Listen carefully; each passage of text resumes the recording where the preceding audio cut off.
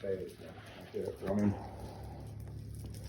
So, people accuse a person of being Hitler so that that can justify the behavior that they really want to exert on that person.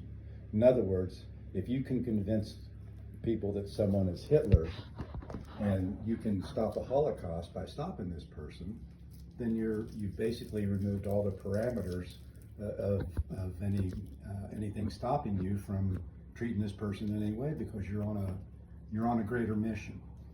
So that's why people love to identify Trump as Hitler, and of course we're supporters of Hitler, so we don't deserve any better treatment than Hitler. So they view themselves as being on some holy mission to stop something that they've created in their minds that doesn't really exist. when I told this person, I don't want you speaking for me because you're not an American, you don't know American issues. You know, I say that because she's not had a military person fighting wars to defend America. But still, she's not a patriot. But that's all. But it doesn't. You don't have to be. There's people in this country that aren't patriots. So that's why I don't even bring that into the conversation. Where's someone? I don't care if they're from Mars. I mean, if you've read up enough on what's going on in the United States to know who the players are, then I'll have a conversation with you. I don't care, because we might have to save New Zealand's slimy ass again. New Zealand, they'd be speaking Chinese now. No, excuse me, Japanese. Because if Japan, the imperial empire of Japan had sites going clear to India. So these countries enjoy their socialist states because of the blanket of security that we provide. Even if they don't acknowledge it, it still exists. Will you tell me about the Five Eyes again? Oh, the 5 countries that share intelligence are New Zealand, Australia, the United States, Canada, and Great Britain. And it's the English-speaking countries. And they call the Five Eyes, and we all share intelligence with each other. There's other little groups too, but that's the big one. So I was basically, I know that I popped off with speak on Canadian issues, don't speak on American issues, because I think that that's what people do to push buttons to incite. Like you want to talk about Trump and be happy that he got then shot. Talk about Trump. Don't worry about where they're from. I don't care if they're from Arizona. If they know enough to converse about it, I don't care where they are. I mean, Canada's got enough problems, but I'm saying if they've got an opinion on Trump, I don't mind telling them why their opinion's wrong. And a lot of it has to do with the fact they're from Canada. So that's fine. I mean, I bring that into the mix. I mean, obviously someone in Russia might criticize Trump. Yeah. Well, I mean, if you're criticizing Trump, half of America criticized him. So, yeah, I think some people get the wrong impression of the country. They believe what they want to believe. So when one part of the justice system says, "Oh, Trump has committed 34 felonies," or he did this or that, they latch onto that. But when another part says something they don't like, then they just neglect it. Well, that's when you know you're dealing with someone that has Trump derangement syndrome.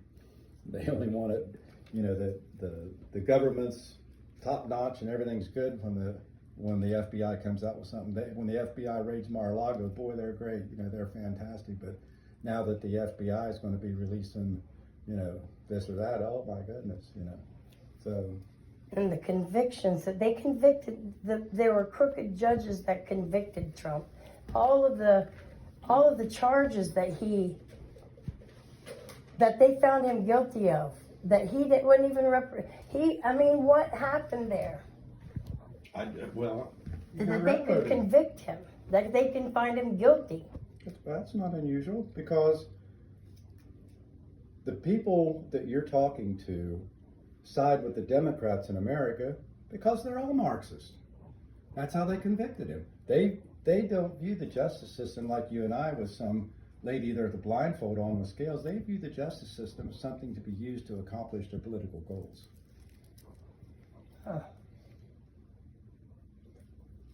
That's why it's called a police state.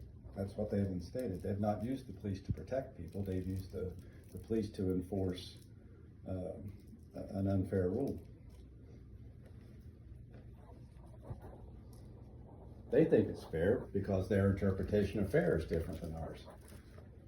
That's why I'm saying it's the whole thing, the DEI, it's everything. I mean, because it all goes back to we're white, we're colonists, we're white supremacists, we're all slaveholders. Racist. You know, we'd all be out hanging black people if there weren't laws to keep us from it. So when people have that opinion, it's like Trump said, there's nothing I'm gonna be able to say to make you people happy. It doesn't matter whether they're Democrats in the United States or people in New Zealand. There's people in New Zealand who don't agree with her. Not everyone in New Zealand hates, that's a reminder, not everyone in New Zealand hates Americans. Well, the reason New Zealand is there because the one lady that they're friends on and they post together, she lives in New Zealand and I don't know, I'm not sure, I don't know her story, but she pipes in and says, yeah, she can speak for America. I'm not saying, see, I don't know about the terminology. You're speaking about America. No one's speaking for America. Well, and if someone wants to speak about America to me, and they're from another country, I'm all ears. So, but don't be surprised if I'm going to ask you where'd you get your information? Right. Or the Democrat National Party. So the very initial thing that started the whole thing was that the person posted that United States made an agreement to back Ukraine and that we went back on our word. No, we didn't. No, we talked about that. What happened is that after Ronald Reagan crushed the Soviet Empire and the Soviet Empire collapsed and the wall came down in Germany and they tore down the wall, about 33 countries suddenly found themselves with a bunch of Russian arms. Some of them had nukes. Some of them had a fleet of ships that just happened to be sitting in the sea. So something had to be done with all of this stuff. So there were agreements made, and we didn't want the nukes. We didn't want anybody else having them, so an agreement was made to give them back to Russia. During the course of that, there was a verbal agreement. There was I wouldn't call it an agreement, but I think that there was a kind of a, here's the way to put it. Russia was in such bad shape that I don't think a lot of people thought that they were going to get up and running that quick. So I think a lot of agreements were made that people thought never would have to be fulfilled. But the United States Senate never ratified any treaty that said that we would protect Ukraine, because that treaty's with NATO. Ukraine's not part of NATO. So we don't have any sort of defense treaty with Ukraine. We might have had an agreement that we would help them police any Russian aggression, but they didn't want to keep the nukes any more than, So we gave the nuclear, after they fell, they kept them for 4 or 5 years. And they were starting to deteriorate.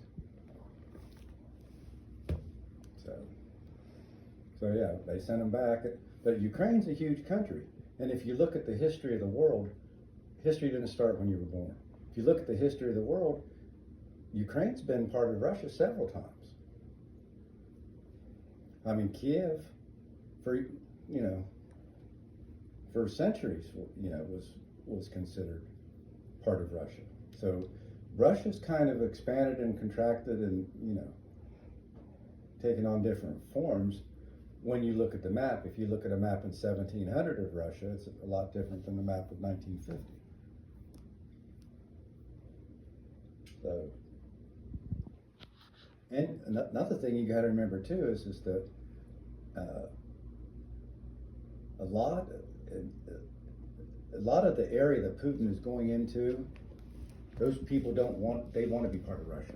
So that's the problem that Ukraine has, is that these people speak Russian, okay? They're out here on these borders. And Ukraine don't want to give them up because now Russia's right on, so they're kind of wanting to keep this buffer of these people who are actually Russian, but they live in Ukraine. I mean, it's hard to distinguish Ukrainian history from Russian history. It's just like, What are your thoughts about sending our military, no, our we don't men have to over go. there? We don't have to go over there. Putin don't want to fight us. I mean, he would if he had to. And then, if American troops hit the ground, the support in Russia for Putin would skyrocket. More than likely. So we don't want to send troops. They can handle it. I think that, They can handle it just fine. France and Russia have nukes.